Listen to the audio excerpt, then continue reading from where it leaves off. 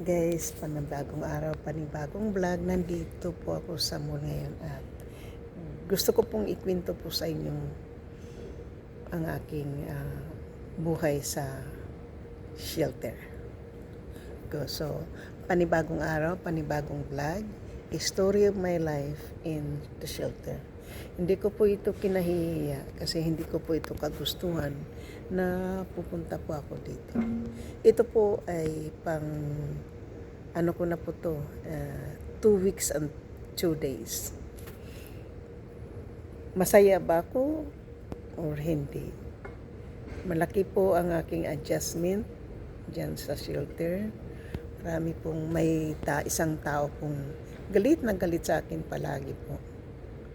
Pero hindi ko po siya pinapansin, hindi ko siya pinapatulan. Ang ginawa ko po ay pupunta po ako doon sa staff para sabihin, magreklamo po tungkol sa kanya dahil hindi ko naman kailangan.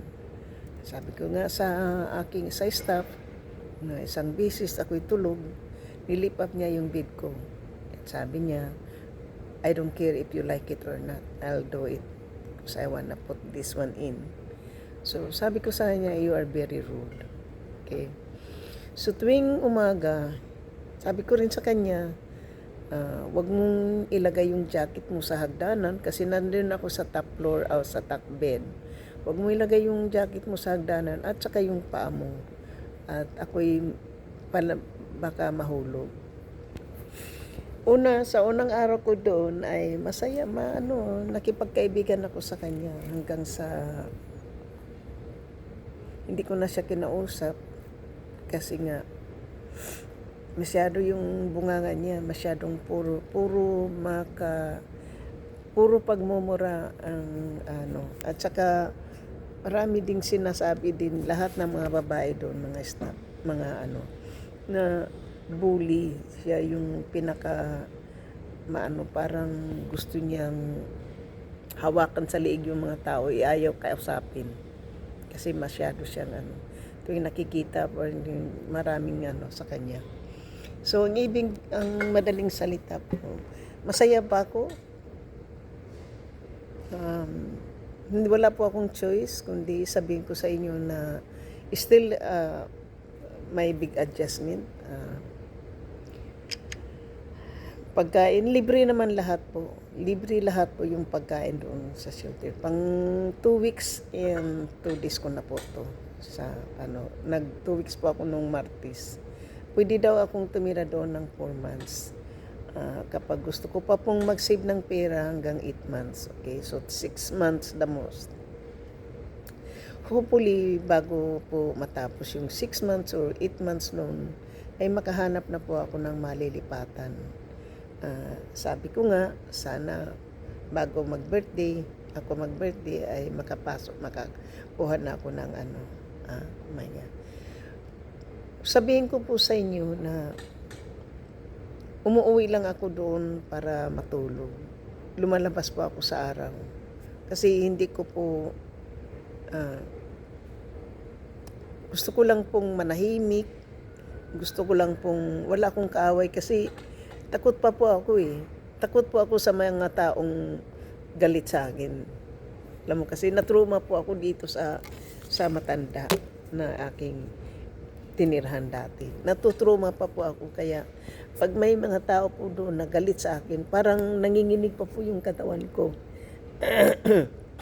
Hindi mo rin sila maiwasan at hindi mo rin sila pwedeng patulan kasi yung iba wala sa pag-iisip, guys. Kaya lang may kalmado sila dahil may mga gamot na iniinom. Kung tatanungin naman niyo po ako kung ano po yung mga klaseng tao doon, iba-ibang klase po. May itim, may Meksikano, may Latinos, may German, may Pilipino. Lahat po ng nationality mayroon doon. Hindi nila po dinidiscriminate kasi nga malamig po. Kaya binibigyan ng temporary shelter yung mga tao. Gabi-gabi po may pulis doon. May pulis doon po sa gabi-gabi.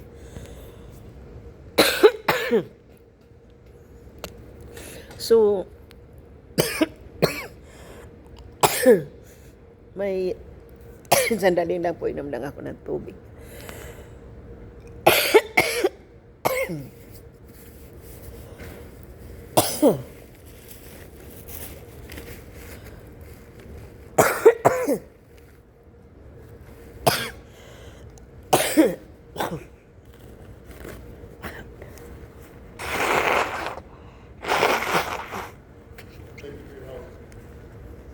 You're welcome. So, gabi-gabi po doon, may mga pulis po. Kagabi may pulis na naman. Nung isang gabi, mayroon din. Tapos nung pangalawang gabi, mayroon din.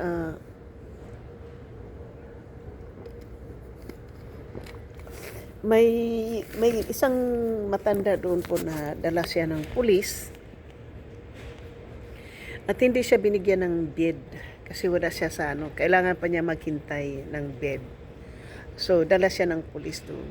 Tapos kaninang umaga, tinanong ko yung dalawang tao doon na palagi kong tinatabihan, kinakausap. Kasi sila lang yung medyo matino silang kausap at saka friendly po sila, hindi katulad ng iba.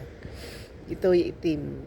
Majority po dyan sa nakatira po sa shelter po ay 4 lang kaming Pilipino, 3 kaming babae at saka isang lalaki. So kaming dalawang Pilipinang babae ay lumalabas kami araw-araw dahil nagtatrabaho. Yung isa naman, hindi na siya nagtatrabaho kasi senior. Hindi ko lang alam yung lalaki kung nagtatrabaho kasi hindi ko naman siya masyadong kinakausap. Hi, hello lang ang kasi bawal po makipag-usap sa mga lalaki doon sa loob. Masyado pong very strict po.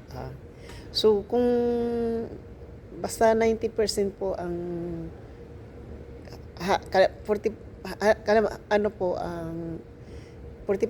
po yung may kulay, 45% din po yung Latinos, okay? So, hindi ko na po banggitin kung ano pong kulay. Basta may kulay po. Ngayon, hindi ka pwedeng pumasok sa quarter ng mga lalaki at ang lalaki hindi rin pwedeng sa babae. At saka pagdating ng 10 o'clock ay nakahiga ka na doon sa higaan mo o doon kung hindi ka pahihiga, doon ka muna mag-stay kasi binibilang ang mga residents doon. Sabi ng isang staff doon ay nasa 120 katao yung nasa Hindi ko lang po alam yung iba kasi wala naman ako doon talaga araw-araw. Gusto kong lumabas. Tanungin niyo ako kung masaya. Okay naman po. Okay naman po yung ko doon. Malaki lang ang adjustment. Hindi ko pa masasabing. Tinatanungan nila ako kung okay. Sabi ko, okay naman. So, yan po yung, ko doon, buhay. Libre po lahat ng pagkain. Ang ito po sa pagkain lang, kung mayroon kang sakit, tapos, kung ano po yung pagkain, mayroon na pong music. Kung po yung hindi na po nyo, may music na po, puputulin ko na po to. Saka ko na lang po kasi may music po makaka-copyright din po ako. So, thank you po.